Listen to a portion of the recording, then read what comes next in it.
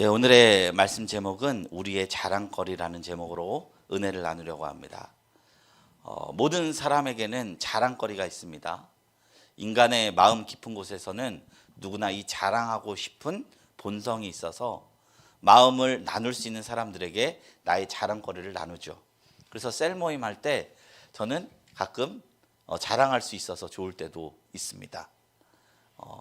요즘 SNS가 큰 인기를 끄는 이유가 개인주의화 되어 있는 이 사회 속에서도 내 삶을 인정받고 싶고 자랑하고 싶은 욕구를 배출할 수 있어서 그런 거 아닐까 생각해 보았습니다.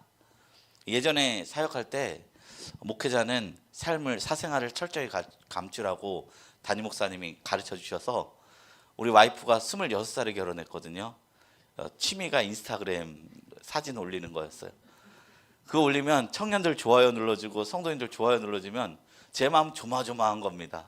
목사님 하지 말랬는데 이거 해서 괜히 혼나는 거 아니야 해서 더 큰 혼남 당하기 전에 차라리 제 선에서 하지 말자 하다가 크게 부부싸움을 한 적도 있었습니다. 근데 나중에 이제 개척하고 나서 그래 마음껏 자랑하고 인스타그램 올려라 이렇게 해서 좀 약간 자유로운 지점도 있었어요. 그래서 우리는 자랑을 하면 마음이 좀 시원해지는 느낌을 받죠. 그런데 우리가 자랑할 때는 정말로 지혜가 필요한 부분이 있는 것 같습니다. 야, 너 정말 잘했어. 고생했어. 박수 받을 수 있는 자랑거리가 있는가 하면요. 누군가 자랑하면 눈살이 찌푸려지고 마음이 불쾌해지는 그런 자랑거리도 있어요. 근데 이게 우리가 분별하지 않고 하고 싶은 자랑 다 하고 살면 겉으로는 웃어주지만 속으로는 상대방이 불쾌해하는 경우가 종종 있는 것 같습니다. 오늘 말씀은요, 성경에서 말하는 건강한 자랑은 어떤 성격의 것인지 우리에게 나누고 있습니다.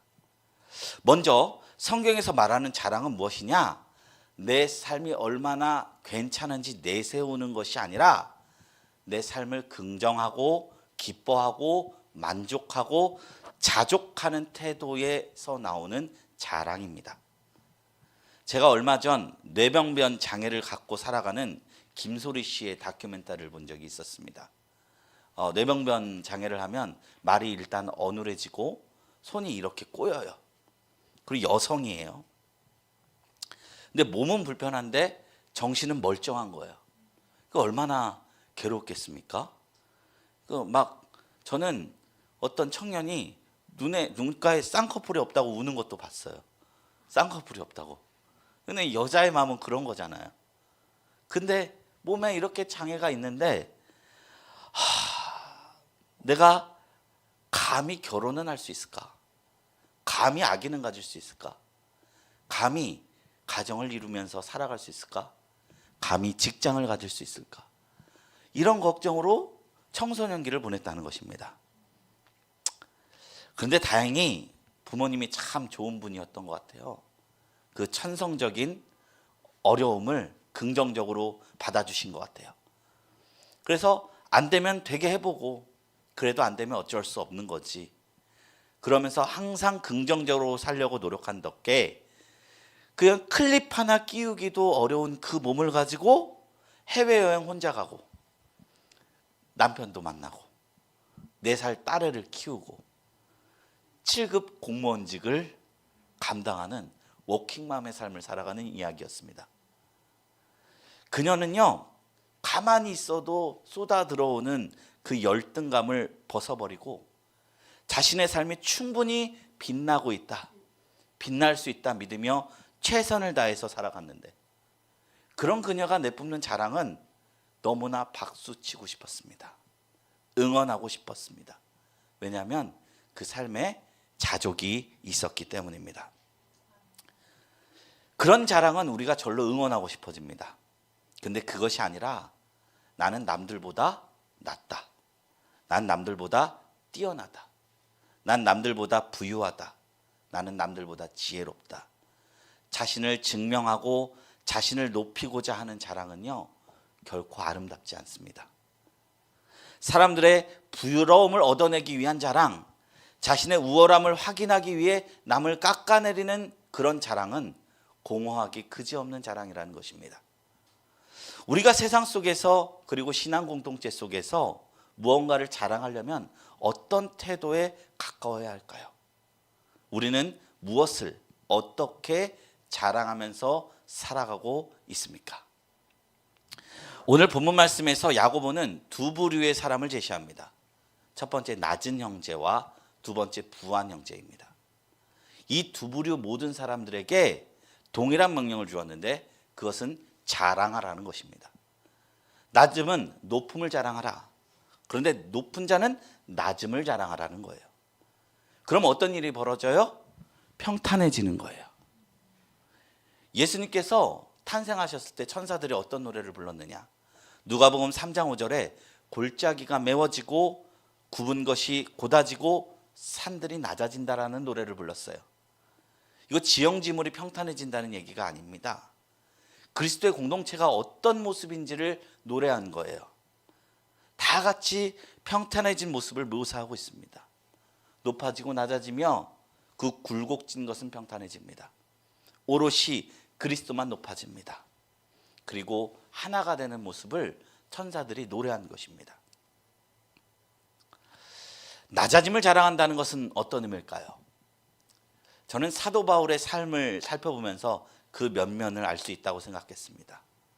사도 바울은요, 성경에서 자신의 자랑거리를 십자가라고 말했습니다.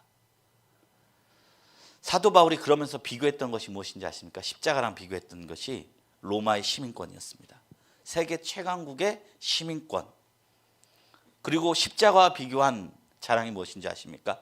가말리알 문화에서 받은 최고의 학벌.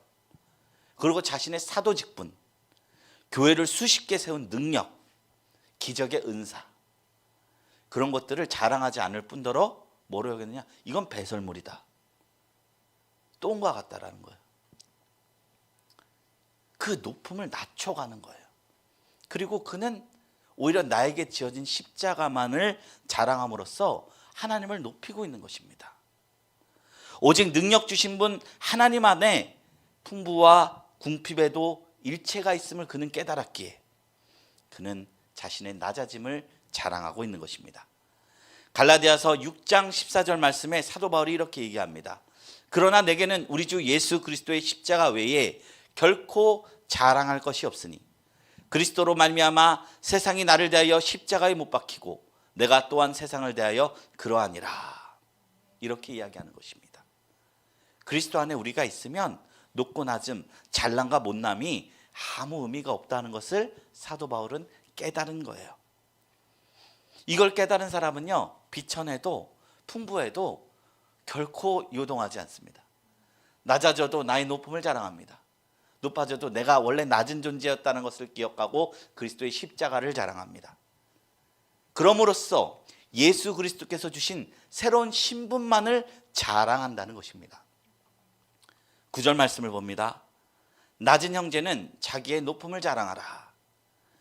여기서 말하는 낮은 형제는 비천한 자, 경제적으로 극심한 가난에 시달리며 사회적으로 아무런 힘이 없는 자들을 뜻했습니다. 근데 이게 단순히 게을러서 뭐 일할 수 있는데 일하지 않아서 그런 가난함이 아니었습니다. 당시 교회는요, 핍박을 받던 공동체였습니다. 예수를 믿었다는 이유로 로마의 박해, 그리고 동족 유대인들의 차별을 겪어가면서 경제 매매도 못하는 그런 상황 속에 속해 있었기 때문에 교회 공동체에 있는 사람들은 가난할 수밖에 없었어요. 1994년도 북한에서 고난의 행진 때 300만 명의 아사가 났다고 하잖아요. 그거 다른 거 없었어요. 무역 딱 막아놓으니까 그 나라 2천만 명이 으쌰으쌰 해도 가난이 해결이 안 되는 거예요. 그러니까 교회 공동체에서 이렇게 다 경제적으로 차단하니까 어떻게 됐습니까? 너무 가난하고 굶고 초라한 사람들이 넘쳐나기 시작한 것입니다. 초대교회 당시 성도가 된다는 것은 난민이 된다는 뜻이었습니다. 예수를 믿음으로 인해 로마 제국의 핍박과 유대 사회 속에서 차별받고 격리받아 사회적으로 약한 이들이 된다는 것입니다. 이들의 어깨가 얼마나 움츠러들었을까요? 사람들의 눈치를 보고 스스로를 수치스러운 존재로 여기게 만들었을 것입니다. 이 가난의 무서움이 여기에 있는 것 같아요. 가난하면 뭐 잘못한 것도 아닌데 스스로를 수치스럽게 여기게 되는 것 같아요. 당시 교회 안에 있던 비천한 형제들의 마음속에는 이 골짜기 같은 패배감이 자리 잡고 있었습니다. 그런 그들에게 야고보는요, 자신의 높아짐을 자랑하라는 권면을 합니다. 세상이 아무리 너희를 실패자라 부를지라도 너희는 높음을 자랑하라. 예수 그리스도의 십자가의 보혈로 말미암아 우리는 이미 하나님 나라를 유업으로 이룰 하나님의 자녀로서 신분이 완전히 바뀌어버렸다는 그 사실을 선포하면서 살라는 것입니다. 이게 믿어지는 사람은요, 부한 자들에게 주눅들지 않는다는 거예요. 주님을 믿는 신앙 안에서, 교회 안에서 그들이 수치의 자리에 있는 것이 아니라 한 형제고 동일하게 하나님 나라를 유업으로 받는 영광받을 존재라는 것을 우리가 믿음으로 선포하라는 것입니다. 왜 낮은 이들이 높아질 수 있느냐? 차별하지 않으시는 하나님의 그 사랑과 복음의 역사가 그들 안에 있기 때문입니다. 이 놀라운 신분의 변화를 가장 가슴 벅차게 경험했던 사도 바울은 고린도후서 6장 8절에 10절 말씀까지 다음과 같이 자신의 가난을 자랑했습니다.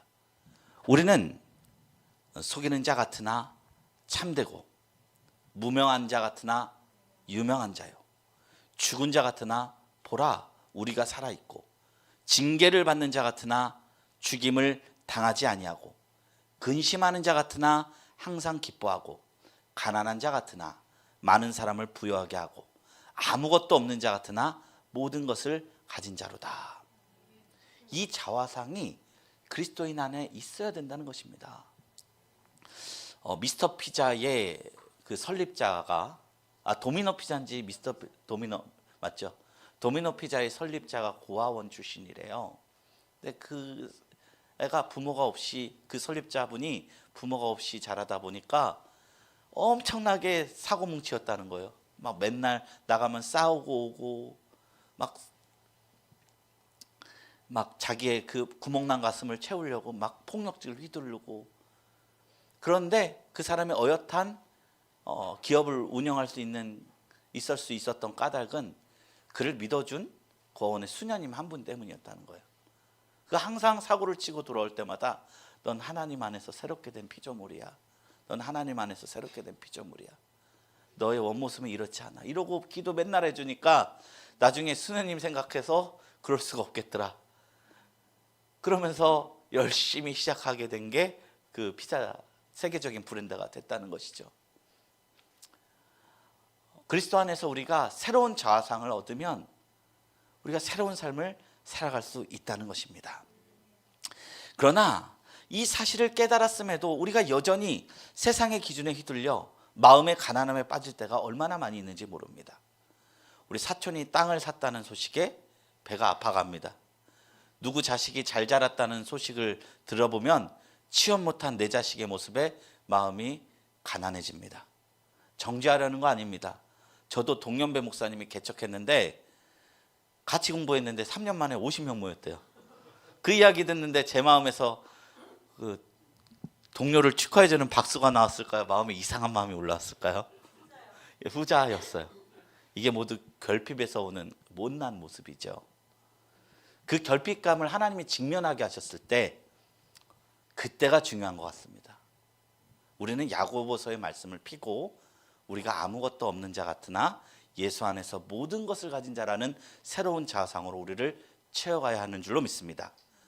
나의 낮음을 자랑하라는 말씀이 육신이 되어야 합니다.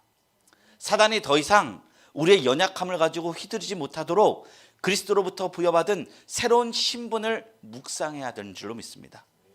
천국 시민, 하나님의 자녀됨을 자랑하며 승리하는 저와 여러분들이 되시기를 주님의 이름으로 축원드립니다. 이것이 낮은 자들이 하나님 앞에서 자랑해야 할 것들입니다.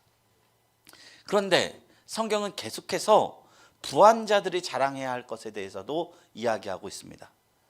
그리스도인들 중에서도 부한 자들이 있었습니다. 초대교회에서도 그랬습니다. 복음서를 보면요, 예수님께서 십자가에서 숨을 거두실 때 그 시신을 거두어서 무덤을 사주었던 아리마대 요셉이라는 공회원이 있었고요. 이방인으로서 첫 세례를 받은 이방인이 로마 군대의 지휘장이었던 백부장 고넬료였어요. 그리고 120문도가 함께 예배할 수 있는 자리를 제공할 수 있었던 마가, 그리고 자세곶, 당시의 그 사치품이거든요. 그것을 만들어서 사도 바울의 사역을 도왔던 루디아, 믿는 자들 중에서도 부한자가 있었고 사회적 지위가 높은 자들이 있었습니다. 근데 그들에게 야고보는 뭐라 얘기하느냐? 너희는 낮아짐을 자랑하라고 얘기합니다. 그리스도를 얻음으로 말미암아 너희는 하나님의 종이 되었음을 자랑하라는 것입니다. 이게 성도를 비유하는 여러 가지 비유가 있어요. 어떨 땐 아들이라고 하고요, 어떨 땐 종이라 해요. 우리가 처한 상황에 따라서 다르게 우리가 적용해야 되는 것이거든요. 낮아질 때는 하나님의 아들이라 부르고요, 높다 느꼈을 때는 우리는 하나님의 종입니다 라고 말해야 된다는 거예요. 내가 세상에서 어떨지 모르나 하나님 앞에서는 아무것도 할 수 없는 무익한 종입니다라는 철저한 자기 부인이 교회 안에서 엄청나게 존경을 일으키고 하나님의 영광을 드러내는 통로가 되는 줄로 믿습니다. 이 자기 부인이 신앙의 가장 중심되는 감정이기 때문입니다. 십자가는요, 내가 지어서 지는 것이 아닙니다. 남이 띠띠우고 걷게 하는 것이기 때문에 너무나 괴로운 것들이거든요. 근데 이것을 우리가 그냥 성큼성큼 지고 걸어가는 모습 보면 얼마나 옆에서 보는데 아름다운지. 재산 자랑하는 것보다 자신의 약함을 자랑하는 게 훨씬 아름답습니다. 그리고 우리가 놓치지 말아야 할 것은요, 우리가 그리스도의 종이 된다는 것은 결코 억압이나 강제적으로 하는 것이 아닌 철저한 사랑의 관계 속에서 나오는 자발적 엎드림이 되어야 된다는 것입니다. 우리 만해 한용운의 복종이라는 시를 한 번쯤 다들 들어보셨을 것입니다. 제가 한번 읊어드리겠습니다. 다른 사람들은 모두 자유가 좋다고 하지만 나는 복종이 좋습니다. 자유라는 것을 모르는 바는 아니나 당신에게는 복종만 하고 싶습니다. 복종하고 싶은 대상에게 복종한다는 것은 자유를 가지는 것보다 더욱더 달콤합니다. 이 시를 부르면 어떤 생각이 드십니까? 하나님 앞에 드리는 복종은요, 굴종이 아닙니다. 내가 힘이 약해서 드리는 그런 것도 아닙니다. 오직 사랑으로 자유로 드리는 엎드림입니다. 그걸 자랑하면 성도의 삶이 반짝반짝 빛이 난다는 거예요. 주님 앞에 엎드림이 얼마나 우리에게 큰 만족감을 주는지 몰라요. 경험해 본 분들은 압니다. 그러기에 그 누가 시킨다고 하는 것도 아니고 그 누가 말린다고 하지 않을 성격의 것이 아닙니다. 그리스도 안에서 겸손해지는 성품을 갖는 것은 참으로 기쁜 일인 줄로 믿습니다. 그래서 성경은 우리에게 낮아짐을 자랑하라 이야기하는 것입니다. 계속해서 11절 말씀 읽겠습니다. 해가 돋고 뜨거운 바람이 불어 풀을 말리면 꽃이 떨어져 그 모양의 아름다움이 없어지나니 부한 자도 그 행하는 일에 이와 같이 쇠잔하리라. 야고보서는 부한 자들의 낮음을 자랑함과 동시에 부의 허무함도 계속해서 얘기해 주고 있어요. 이 말씀을 우리가 생생하게 이해하려면 팔레스타인 지역의 독특한 기후를 알아야 합니다. 이스라엘 땅에는요, 건기에서 우기로 바뀔 때요, 비가 한번 쫙 내리면 들판에 이름 모를 들꽃들이 양탄자처럼 화려하게 쫙 피어난대요.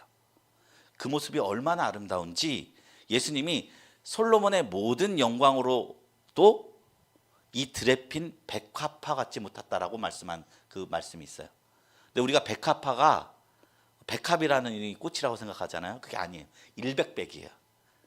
여러 가지 들에 낀 100가지의 꽃들이라는 의미예요. 그 들꽃들을 이스라엘에서는 우기가 되면 확 펼쳐진다는 거예요. 근데 이토록 아름답게 피는 꽃이요, 몇 날이 못해서 우수수 떨어지는데 그 이유는 광야 동남쪽에서 시로코라는 무서운 열풍이 불기 때문입니다. 사망을 통과해서 불어오는 바람은 온도가 40도가 넘고 매우 건조해요.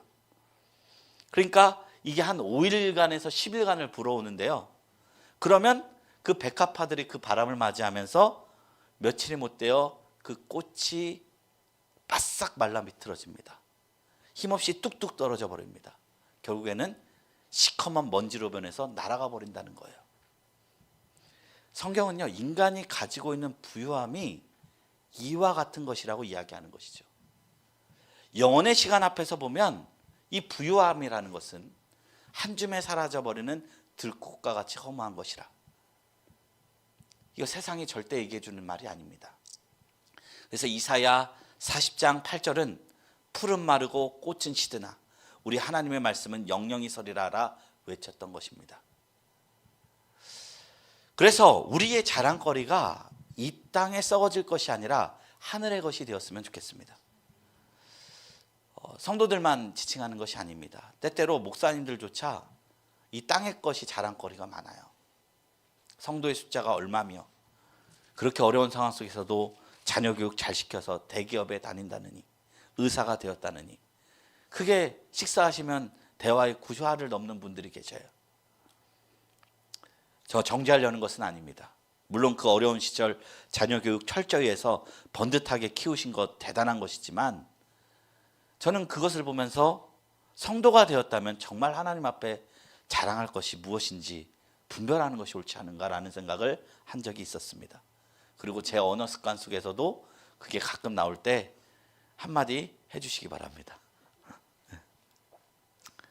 우리는 정말 자랑할 것과 자랑하지 않을 것을 분별해야 될 줄로 믿습니다. 이솝 이야기에 사슴과 뿔이라는 이야기가 있어요. 그 이야기를 나눠드리려고 합니다. 한 마리의 사슴이 목이 말라서 호숫가로 가서 물을 마시러 갔습니다. 이때 사슴은 물속에 비친 자기의 그림자를 바라봤어요. 근데 뿔이 너무 자기가 봐도 예쁜 거예요. 여러 갈래로 뻗친 제 뿔을 보는데 야, 나는 뿔 하나만큼은 참 멋져 라고 생각했습니다. 그런데 이 물을 보는 데 있어서 자신의 앙상한 다리가 보이는 거예요. 야, 뿔은 이렇게 멋진데 다리는 왜 이렇게 가느냐, 이다지도 보기 싫고 볼품없냐, 야, 이 뿔을 받치기에는 다리의 밸런스가 안 좋다, 이런 볼품없는 다리는 없는 것만 못하다 하고 한탄을 했다는 것입니다. 이렇게 중얼거리고 있는데 갑자기 뒤에 호랑이 한 마리가 나타났습니다. 으르렁대러 사슴을 쫓아온 거예요. 깜짝 놀란 사슴은 살기 위해 쏜살같이 달리기 시작했습니다. 다행히 너무 일찍 발견했기 때문에 이대로라면 사자에게서 벗어날 수 있게 되었어요. 그런데 아플싸 깊은 숨속으로 들어간 순간 빽빽한 나뭇가지 사이에 뿔이 걸려버린 겁니다. 그래서 그는 더 이상 그 뿔이 걸려서 더 이상 뛸 수가 없었다는 거예요. 가엾게도 그 사슴은 이윽고 찾아온 호랑이의 밥이 되고 말았다는 것입니다. 죽어가면서 사슴은 한탄했습니다. 아, 나는 지금까지 쓸모없다고 욕만 하던 이 앙상한 다리 덕분에 목숨을 구했는데 오히려 내 최고의 자랑거리로 알았던 뿔 때문에 목숨을 잃게 되어버렸구나. 사슴은요, 헛된 자랑거리 때문에 죽음을 맞이했다는 것이에요. 이게 참된 자랑에 대해서 생각해 볼 수 있는 이야기죠. 성경에도 이에 비슷한 이야기가 나옵니다. 누가복음 12장 16절 이하에 보면 한 부자의 이야기가 나옵니다. 어느 날 이 부자의 소출이 풍성하게 되어 그 곡간을 쌓아둘 곳이 없을 만큼 풍성한 소출을 얻었습니다. 그래서 곡간을 더 크게 짓고 곡식과 물건을 쌓을 계획을 하며 즐거워하였습니다. 그는 부한 재물을 자랑한 거예요. 근데 하나님께서 읽고 그에게 말을 합니다. 어리석은 자요, 어리석은 자요. 누가복음 12장 20절 말씀입니다. 오늘 밤에 내 영혼을 도로 찾으리니 그러면 내 준비한 것이 누구의 것이 되겠느냐 하셨으니. 이 재물이라는 것이 우리가 살아가는 동안은 행복할 거예요. 그러나 그 이후에는 아무 소용이 없다는 것인데 우리는 살아간 인생 더 많은 시간을 하나님과 동행하며 살아가게 될 것입니다. 제가 웃긴 얘기를 하나 해드리려고 합니다. 저는 웃겼는데 성도님들은 안 웃길 수도 있을 것 같습니다. 한 성도가 금이 엄청 많은 부자였어요.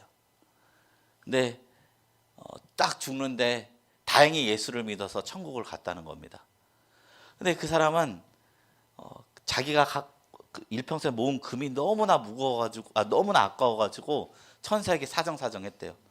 내가 걸어서 천국 갈 테니까 이 금 덩어리 어깨에 메고 가게 해달라고. 어쨌든 이 사람은 예수 믿고 천국 가는 사람이니 천사가 그러라고 허락해 줬어요. 수십 년이 걸려서 천국 입성에 딱 도착했는데 어떤 사람이 자기한테 묻더랍니다. 형제님, 왜 돌멩이를 들고 이렇게 올라오십니까? 천국이 금바닥으로 이렇게 다 돼 있으니까 그 너무나 가치 없었다는 것이죠. 최후에는 우리 자랑거리가 되지 않는다는 것을 이야기하는 거예요. 야고보서 4장 13절 14절에 제가 저번 주에 말씀드렸죠. 야고보서 1장은 1장부터 5장의 인덱스 역할을 한다. 모든 내용을 다 담고 있다. 이 얘기를 합니다. 들으라. 너희 중에 말하기를 오늘이나 내일이나 우리가 어떤 도시에 가서 거기서 1년을 머물며 장사하여 이익을 보리라 하는 자들아. 내일 일을 너희가 알지 못하는도다. 너희 생명이 무엇이냐? 너희는 잠깐 보이다가 없어지는 안개니라 병하고 있습니다. 요즘 여성 2구역에서 전도서를 읽는 것으로 알고 있습니다. 전도서가 제일 많이 나오는 말이 헛되다라는 거예요. 헛되다, 헛되다. 이게 히브리어로 헤벨인데 이것은 헤벨은 연기를 뜻해요. 잡을 수 없고 손가락으로 이렇게 다 가져가는 그런 안개, 입김. 성경은 왜 이토록 우리가 아등바등 쌓아올린 인생의 업적과 부요함을 안개라고, 풀의 꽃이라고, 헛되다고 깎아내리는 것일까요? 그렇다면 성도들은 무조건 가난하고 염세주의자로 살아야 한다는 말입니까? 그렇지는 않습니다. 성경이 말하는 허무함은 허무함 그 자체가 목적이 아닌 줄로 믿습니다. 내 손에 쥐고 있는 이 세상의 것들, 내가 정말로 이것 아니면 못 살겠습니다 하는 것들, 하나님은 언젠가 부수거든요. 성도가 되면. 그때 우리의 시선이 땅에서 하늘로 올라가는 것을 가르쳐주고 있는 것입니다. 우리는 썩지 않고 쇠하지 않은 진짜 영원한 것, 즉 예수 그리스도를 더욱 풍성하게 붙잡을 때만이 우리가 더 참된 인생으로 나아가게 될 줄로 믿습니다. 세상의 자랑거리가 안개처럼 사라져 버릴 것을 아는 자만이 저 천국의 영원한 천국의 참 자랑을 쌓아두는 지혜로운 인생을 살 수 있다고 성경은 이야기하는 것입니다. 제가 설교를 준비하면서 그런 생각을 했어요. 그러니까 제가 설교를 준비하는 게 습관이 되다 보니까 이런 진리들을 마치 할 수 있는 것처럼 얘기하는데 저도 잘 안 될 때가 많이 있어요. 어제 제가 유튜브를 보는데 정말로 사랑 노래, 제가 너무나 20대 때 그 가슴 저리게 들었던 사랑 노래를 불렀던 가수가 이혼을 한 기사를 본 적이 있었습니다.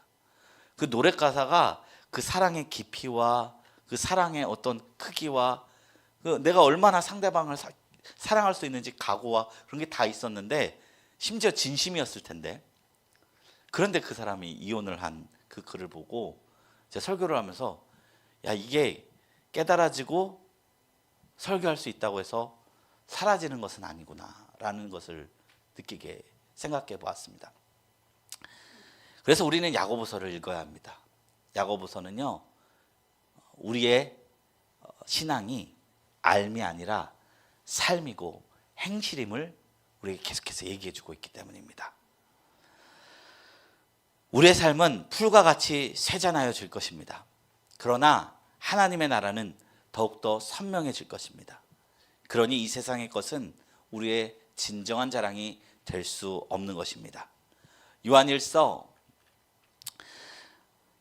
2장 15절 17절 말씀입니다. 이 세상이나 세상에 있는 것들을 사랑하지 말라. 누구든지 세상을 사랑하면 아버지의 사랑이 그 안에 있지 아니하니 이는 세상에 있는 모든 것이 육신의 정욕과 안목의 정욕과 이생의 자랑이니 다 아버지께로부터 온 것이 아니요 세상으로부터 온 것이라. 이 세상도 그 정욕도 지나가되 오직 하나님의 뜻을 행하는 자는 영원히 거하느니라. 아멘. 고린도서 5장 1절에 말씀하고 있습니다. 만일 땅에 있는 우리의 장막집이 무너지면 하나님께서 지으신 집 곧 손으로 지은 것이 아니요 하늘에 있는 영원한 집이 우리에게 있는 줄을 아느니라. 이렇게 말씀하고 있는 것입니다. 우리 이 말씀을 근거하여 우리의 자랑거리가 이 세상의 헤벨, 헛된 것이 아니라 하늘의 것이 되시기를 주님의 이름으로 소망합니다. 이제 말씀을 맺고자 합니다. 오늘 야고보서의 이 위대한 선언이 오늘날 우리 교회에 던지는 메시지는 무엇입니까? 교회는 세상의 축소판이 되어서는 안 된다는 것입니다. 교회는 세상에서 통용되는 부와 가난의 논리가 십자가의 은혜 앞에서 박살이 나고 새로운 하나님 나라의 질서로 재충전되는 거룩한 대안 공동체가 되어야 하는 줄로 믿습니다. 세상에서는 절대 섞일 수 없는 두 그룹이 가난한 자와 부유한 자입니다. 이 둘이 만나면 시기와 질투, 착취와 무시만이 존재합니다. 그래서 공산주의도 아니에요. 공산주의도 부자를 때려잡았잖아요. 그 의미가 아니에요. 부자든 가난한 자든 서로 사랑하면서 살아갈 수 있는 게 교회라는 것입니다. 세상에서 찢기고 상처받아 비천해진 성도도 예배당 문을 들어올 때 교회가 박수를 칠 수 있어야 하고, 세상에서 떵떵거리던 부유한 성도도 예배당 문을 덜고 들어올 때 화려한 옷을 벗어놓고 낮은 자리에 같이 서서 서로 친구가 되고, 지체들의 발을 씻기고 똑같이 죽을 수밖에 없는 죄인임을 고백하는 공동체, 하나님의 은혜로 구원받음을 선포하는 공동체, 이것이 야고보 사도가 말했던 교회의 모습이었던 것입니다. 골짜기처럼 파였던 낮은 자는 은혜로 메어져 높아지고, 산처럼 쏟아전 높은 자들은 은혜로 깎여져 나감으로써 그리스도 안에서 다 함께 껴안고 춤을 추는 완벽한 평탄함의 기적, 이것이 바로 저와 성도님들이 꿈꾸고 만들어가야 할 진짜 교회의 모습인 줄로 믿습니다. 예전에 할머니께서 저에게 해주신 말이 기억납니다. 사람은 앉을 때와 설 때를 분명히 알아야 된다고. 내가 낮은 위치에 있는 것인지 높아져 있는 때인지 분별을 하고 앉으면 우리가 어떤 태도로 삶을 살아가야 되는지 분명해지는 줄로 믿습니다. 내 삶이 낮아진다고 여겨지십니까? 우리의 가난함은 수치가 아닙니다. 우리의 약함도 수치가 아닙니다. 하나님 나라의 유업이 우리에게 있습니다. 만약 서 있다고 여겨진다면 삶에는 끝이 있음을 기억하고 썩어질 세상의 안개를 쫓는 삶을 멈추고 하늘의 것으로 자랑하는 진정한 성숙한 신앙이 될 것을 성경은 우리에게 이야기하는 것입니다. 그리스도 안에서 낮음도 높음도 모두 자랑하며 서로를 사랑으로 품어주는 영적인 부자가 되시기를 주 예수 그리스도의 이름으로 간절히 축원드립니다.